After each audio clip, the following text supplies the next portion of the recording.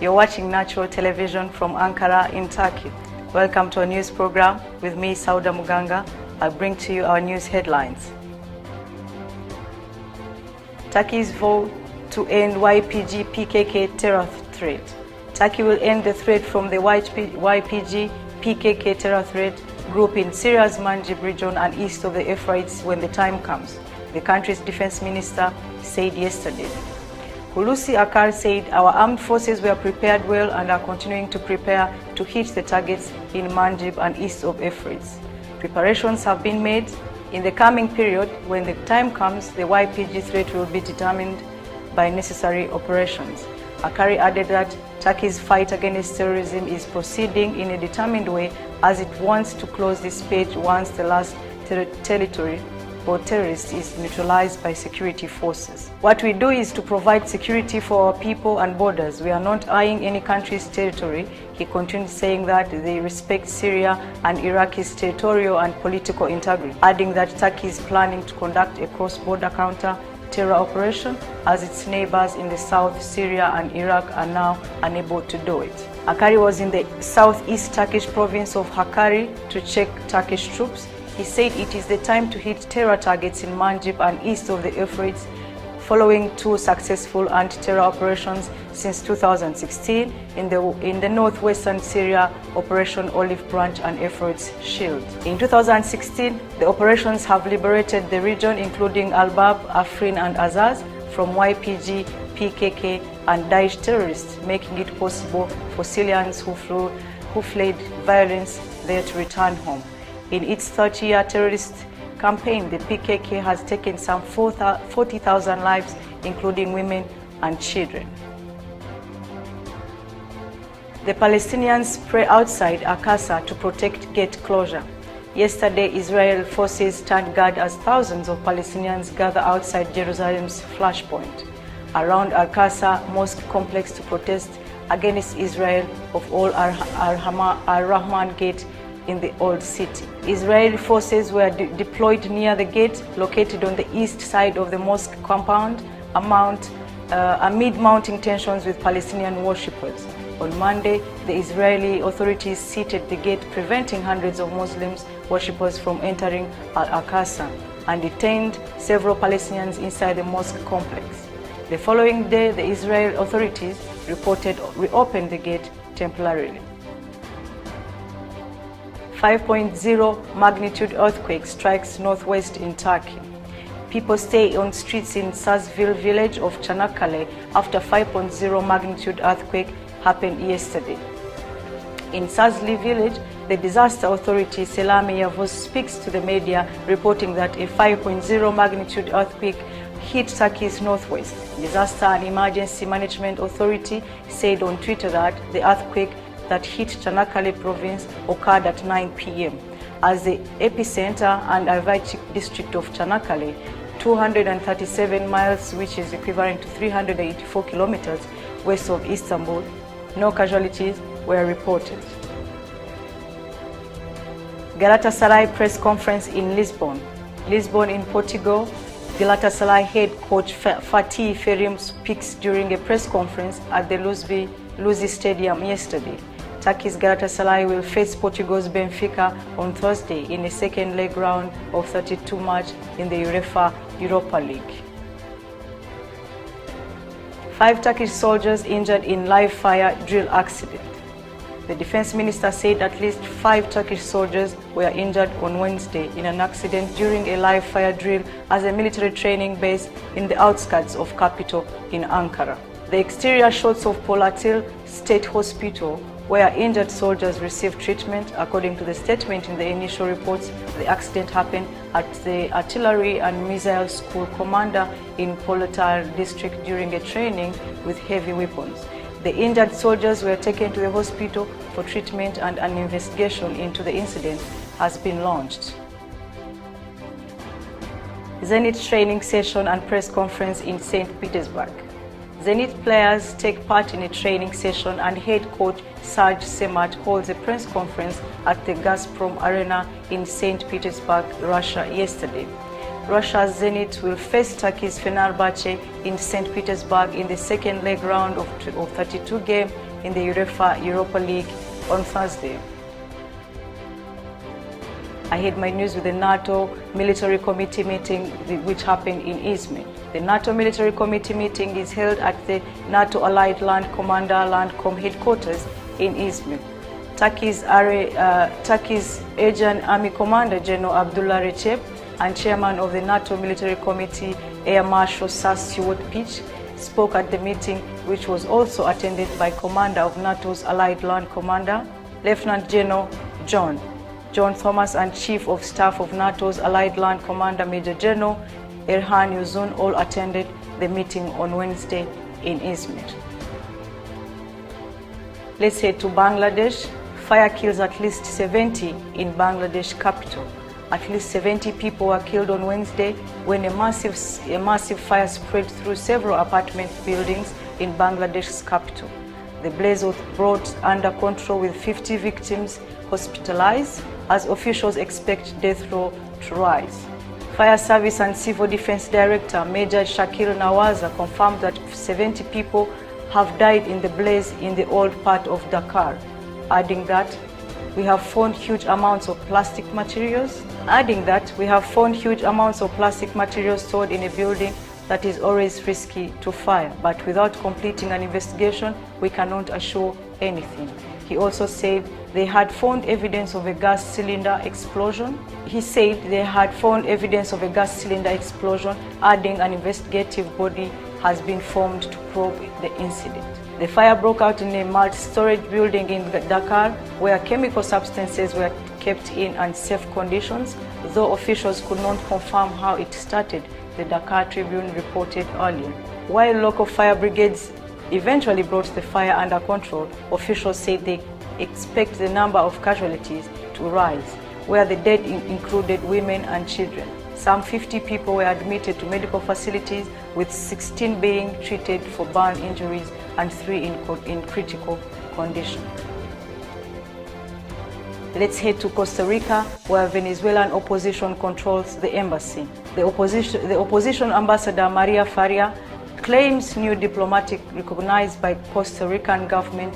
Venezuela's embassy in Costa Rica was taken over on Wednesday by ambassador appointed by the opposition. According to an embassy statement, Maria Faria was claimed to have been appointed by self-proclaimed interim President Juan Guaido, who entered the diplomatic building in San Jose earlier on Wednesday. Faria said diplomatic staff appointed by President Nicolas Maduro were suspended and claimed new diplomats were recognized by the government of Costa Rica. Venezuelan Foreign Minister Jorge Areza reacted to the development of social media, saying a group of foreigners entered the Venezuelan embassy in Costa Rica like thieves. Costa Rica is among the countries that recognized Guaido, and it urged Venezuelan diplomats to leave the country last month. When we talk about political unrest in Venezuela, Guaido declared himself acting president on January 23rd until new elections were held, and was recognized by Australia,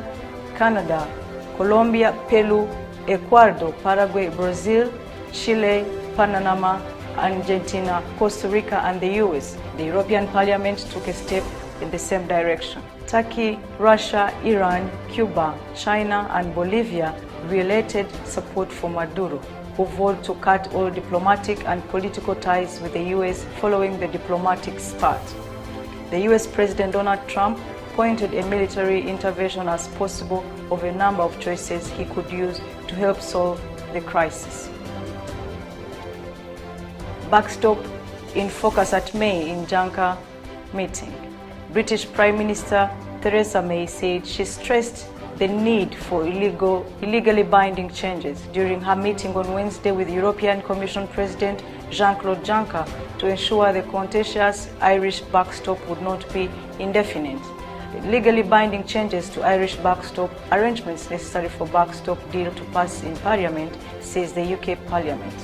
Following the meeting in Brussels, May told journalists that such a measure wouldn't be necessary for any Brexit deal to pass in Parliament.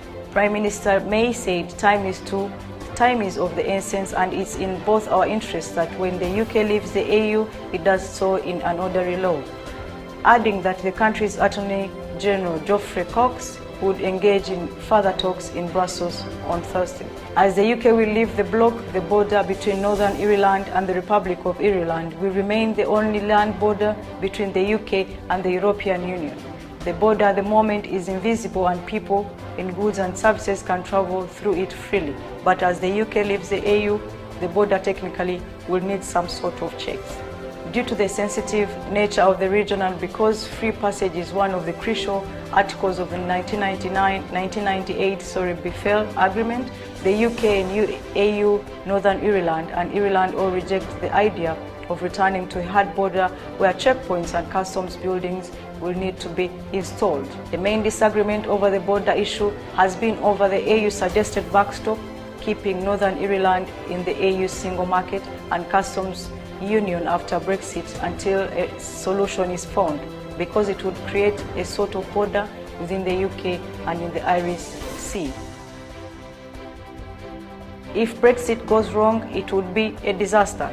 The British Foreign Secretary Jeremy Hunt says no deal Brexit would be horrible for UK and Europe. The current text uses the word temporary to describe the backstop, so what we need to do is to put some flesh on the bone of what temporary actually means, he said. Hunt argued that such a change to the contentious Irish backstop arrangements would help Prime Minister Theresa May's government to get the parliamentary support for the UK's withdrawal agreement. May suffered an overwhelming defeat over her Brexit deal last month, with a majority of lawmakers rejecting the draft EU withdrawal agreement, fearing backstop arrangements for the Irish border could force the UK to follow EU rules for an indefinite time. The EU insisted on the backstop arrangement to prevent a hard border with EU member Republic of Ireland and the Northern Ireland after the Brexit.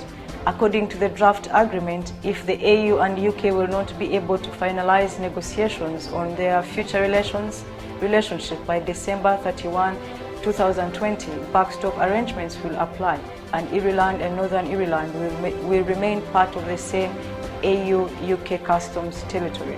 For his part, Maz highlighted that all EU members were for an orderly exit and seeking way to avoid a hard Brexit. He said, everybody seems to be working hard to do so, but we seem to have not been able to find the right path, and the time is not to our essence. He added that, I am very much welcome the fact that the discussions are becoming more concrete. The UK is set to leave the bloc end of March as a result of 2016 referendum, where voters decided to leave the Union after more than 40 years of membership.